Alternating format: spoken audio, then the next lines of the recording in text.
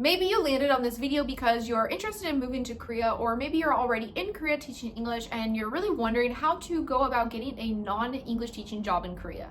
I feel like the path to coming to Korea and getting a non-teaching job is pretty straightforward, but unless you know someone out there who's already done it, it can be super hard to figure out what your options are.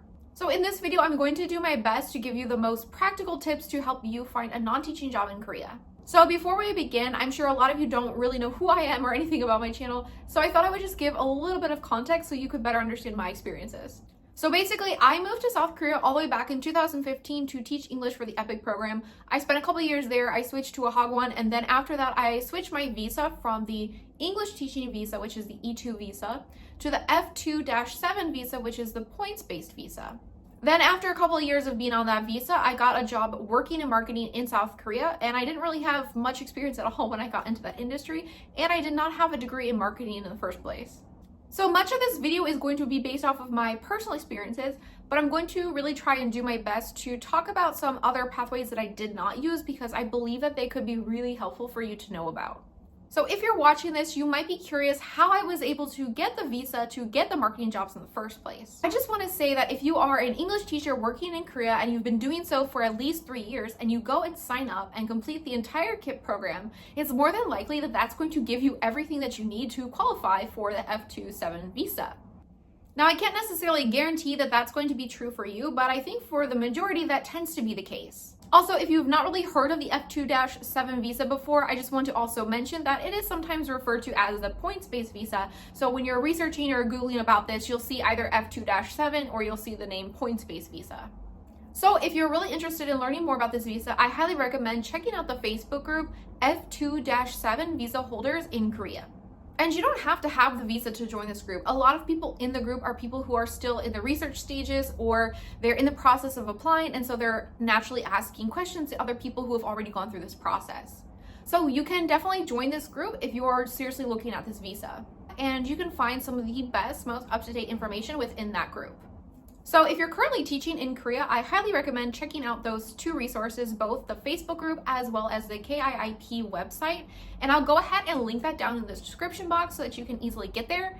But just be aware, I do believe the website is entirely in Korean and I'm not sure that they have English options. Also, I made a few videos about the F2-7 visa in the past on this channel that you can also go and check out, but just be aware that the visa underwent some changes in 2020, so any of my videos that are from before 2020 are going to be outdated. But if you're watching this from abroad and you want to move to Korea, your path to getting a company job, a non-teaching job, is going to be a little bit more difficult, unfortunately. Unless you're coming to South Korea as an English teacher and then you're going to switch to the F2-7 visa, I think most other pathways will involve you needing visa sponsorship. Particularly, you will probably need the E7 visa. But in order to qualify for that visa, you need a master's in that field, or you need a bachelor's in that field with at least, I think, 1 year of job experience. Or if you don't have any relevant degree for that field, you need at least 5 years of job experience in that specific industry. So if you're like me, I have a degree in biochemistry and I ended up working in marketing. So if I had originally tried to get this E7 visa, I would not have qualified for it. The only way I was able to work in marketing was because I got the F2-7 visa. And while I know that coming to South Korea and committing to 3 years of teaching English in order to get a visa is really a huge time commitment, but the upside to that route is once you switch that visa on that pathway, you can essentially work in almost any industry you want to, regardless of your background, your education, or your work experience. But there is a caveat. There is a small chance, it's a very small chance, that you could come to Korea and teach English for just 1 year and then switch to the F2-7 visa within your second year. Also, there's a ton of sirens going off right now and I can't really control that, so I'm just going to keep going, so please forgive me. With the F2-7 visa, if you make over 40 million won, you can bypass that 3-year timeline. So normally you have to be in Korea for 3 years before you can apply for that visa, but if you make more than 40 million won, then you can essentially apply after 1 year. The reason I say that it is such a small possibility is 40 million won a year for an English teacher is really unheard of. I'm not sure if you can find it, but my hat's off to you if you can. You can go and look, that's up to you guys. I'm really not sure if you guys are going to be able to find a role that pays this well for English education, especially in your first year of teaching, but I just wanted you guys to be aware of that possibility. But I actually feel like potentially there's this alternative pathway where you can hit that salary within your first year or so in Korea. And I don't think that this is something a lot of people know about or talk about, but I personally learned about this because I worked at a Hagwon, and I also know people who use this method to actually get the income requirement to get permanent residency. But essentially, when you teach English in Korea, you're essentially contracted with like the Office of Education, and you can only work as an English teacher in your current position. Now, EPIK, the public school system, they really restrict you from working anywhere else. Actually, EPIK does allow you to sometimes work at another public school within the city of Seoul. Like maybe you want to sign up for an extra English camp, or in my case, I was contacted by an international school one year, like, hey, during your vacation time, do you want to come and do a camp here? And I was like, no, I don't. But that was an option out there.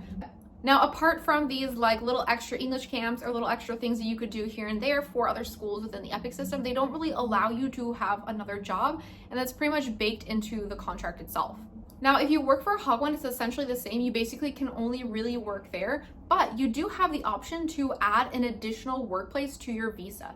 The caveat is that in order to do this, you have to first get the approval from your Hagwon, and then once you receive that, you can then submit this additional workplace, I believe, to either the Office of Education or to immigration, or both. It's something you might want to look into. But essentially, if your Hagwon allows it, you can take on a second job as long as it's related to your visa. So basically, you can only teach English somewhere else, and you're probably going to want to find a job that's not near your current Hagwon, because they might view that as competition and be like, no, we don't want you working there when you're not here because that's our competitors. But this essentially allows you to legally have a second job on your E2 visa, which is something I don't think a lot of people are aware of. So that is one option you could pursue. Like you could just come to Korea to teach in a Hagwon and then get a second job. And then with that boost of income, you can qualify for the F2-7 after 1 year. And then after that 1 year, you could drop your second job, or you could just quit and get a job in another industry, in a company. So in my case, I knew I wanted to work in marketing, but I didn't have a degree.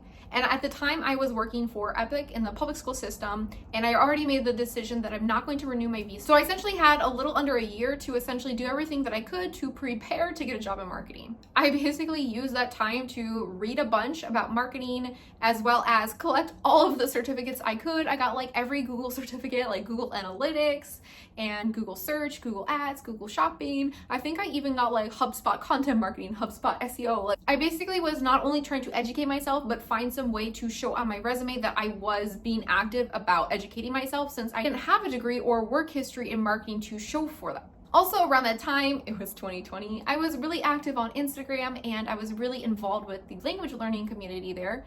And I just liked to post a lot about what I was studying and doing at the time. And I just turned that into a portfolio project. I basically described, instead of saying, oh, I grew 400 followers, because that doesn't sound like a big fancy number, I said I doubled my Instagram following within 8 months. I also mentioned my YouTube channel because, again, it's not a big channel, it's not super impressive, but at least demonstrates that I have some transferable skills. And if I didn't mention that on my resume somewhere, they wouldn't be aware of that because, again, it doesn't show up anywhere in my personal work history or in my field of study. It wasn't so much, in my opinion, about being super experienced. More so, it was about how I packaged myself, how I packaged the skills I currently had, how I packaged my transferable skills, like what I could take from my career teaching English into my career in marketing. And it's really, I just think it's really about how you sell yourself. And I basically just whipped up a resume and started to apply for jobs. I also applied for a job for Talk to Me in Korean, and I didn't get a call back for an interview, which made me really sad. So if you want to look for jobs in Korea, I think the best place for you to look is going to be job boards. Now in Korea, just like in America and any other country, I'm assuming, it's so important to rely on networking to find out about jobs, but unfortunately, as foreigners, we don't really have access to these networks because we don't really know many people in Korea. You might be wondering, well, hey, why can't you just get on LinkedIn and network there? And the truth is, Koreans don't really use LinkedIn. And in my experience, I don't really see another alternative website that they are using. I think because in Korea, people tend to stay in touch with everybody they've ever met, like elementary school friends, middle school friends, high school friends, college friends, church friends, club friends, all the friends. Like they have huge social networks here, and I think they really go to those networks a lot when it comes to hearing about new jobs. And unfortunately, as a foreigner, we just don't have that kind of social network in Korea, so Again, I think your best bet is to go to job boards. But that being said, there are some people in Korea who do use LinkedIn, especially if you work in tech and you're like a software developer. I bet you that there will be a lot of Koreans in business, tech, and maybe marketing who are on LinkedIn.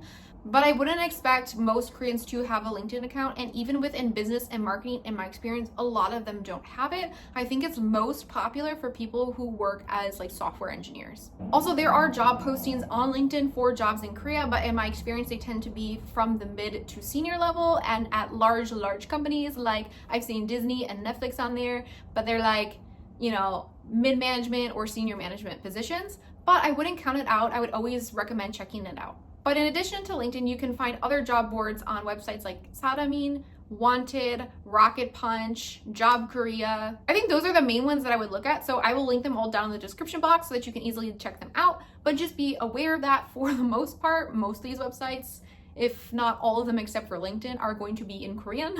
And unfortunately, if you don't really speak Korean very well, I do think that's going to make it very difficult for you to find a job in Korea. Now, there are some roles out there that they will hire someone who doesn't know Korean. It's more forgiving if you work, especially in tech. Also, business marketing, there's probably some opportunities there. But I'm just saying that if you don't know Korean enough to use Korean at work, it can really reduce your options. But when you are looking for job postings on these websites, something I highly recommend is looking for things like jobs that ask for like a high level of English, and specifically jobs that say like wanamin on them, like native speaker, because I find that often if a job wants someone who can basically speak native level English, they're probably going to be really happy to find a foreigner who is native in English applying to their company. I received this advice from other foreigners who were working in e-commerce at the time, and I continue to give this advice to other people because that is one way you can stand out in this market. Is if your native language is an asset for that company and they need people who can speak that language, it's going to really give you a leg up over the other people applying for the job. But in my opinion, you're going to have much better luck at companies that are specifically requesting for someone to speak your native language than applying to random jobs that don't mention that at all. I feel like there are a lot of opportunities in marketing, e-commerce, business, sales, tech, specifically software engineering, that would be very friendly for foreigners. I think other industries might be more of a challenge for you, but I just recommend going onto the job boards and just seeing what's available. Let's talk a little bit about resumes and cover letters, both in English and Korean, and which ones you should be submitting. Now, if you don't know enough Korean for the job and you hope to get a job where you can speak English, I just recommend sending out only an English resume.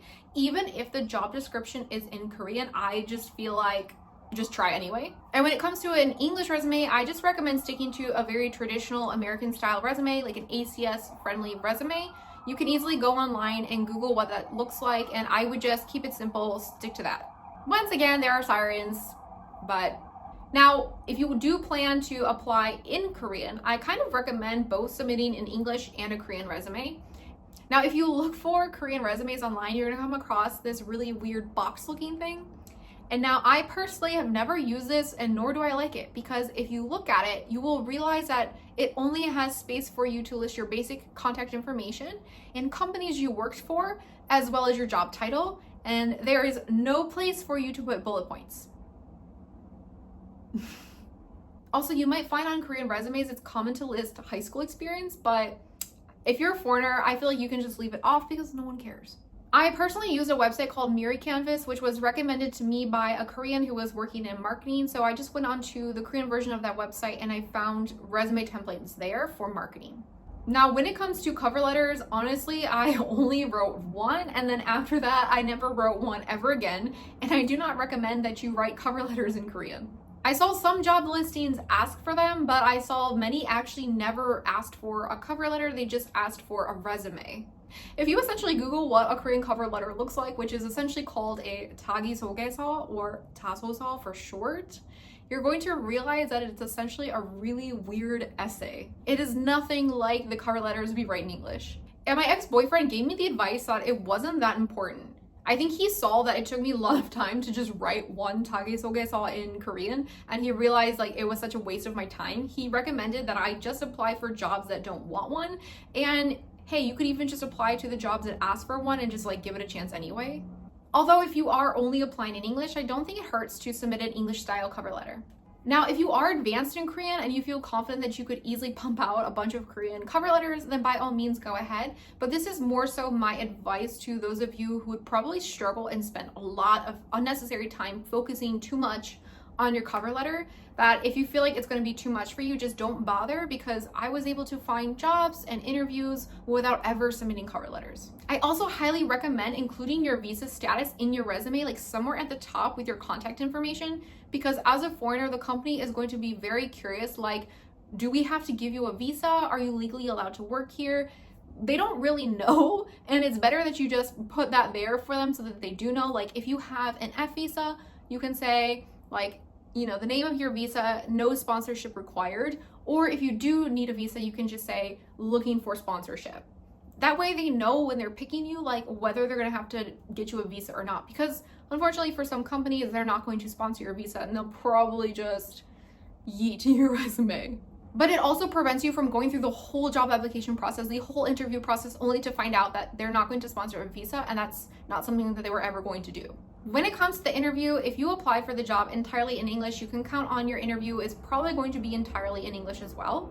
However, if you applied for your job with a Korean resume, it is going to be expected of you to speak Korean in the interview process. So you're going to have to prepare accordingly for that. And I just recommend Googling like common interview questions, the same thing that you would do in your home country to prepare for an interview, but just make sure that you're preparing for like how to answer that in Korean. A good way to do that is to hire a tutor on italki to help you practice interviews, because that's essentially what I did. But I never personally had an experience where I was also interviewing with like other candidates next to me. This is something you might see a lot in Korean dramas, or you might hear happens a lot in Korea, but this is really only happening at large companies. I personally only applied to small companies and startups, and yeah, it was only just me and the people interviewing me. Now, because I submitted my resume in English and Korean, when I went to interviews, almost every single job I went to, they just spoke entirely in Korean to me. I think only 1 or 2 jobs even used English at all. Now, one thing you might be wondering, because I definitely was like, how do you research and find out about specific salary ranges for specific industries? Now, I personally don't know if there is an equivalent like how there's Glassdoor like in the United States. I'm not sure in Korea if there's like any one place where you can find information where you can compare salaries and see like a general range of that industry. But what I did was I essentially just Googled in Korean, like, you know, the name of the industry, like starting salary, and then I would just see like on forums and different places people talking about like what they believed was the average starting salary for marketing.